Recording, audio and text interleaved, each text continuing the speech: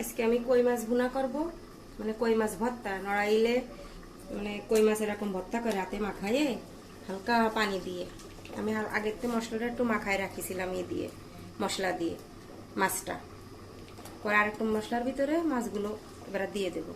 আধা ঘন্টার মতো মাখায় রাখিছিলাম অল্প মশলা দিয়ে। এবার আরো সুন্দর করে মাখাবো। হাত ধোয়া হালকা একটু পানি দিয়ে দিলাম, বেশি না।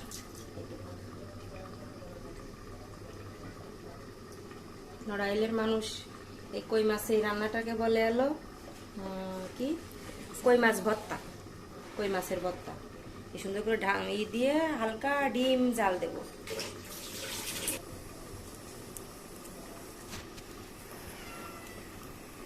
কয়েকটা কাঁচামরিচ দিয়ে দিলাম, বাইটেও দিছি কাঁচামরিচ, আবার হালকা ফেড়ে দিলাম।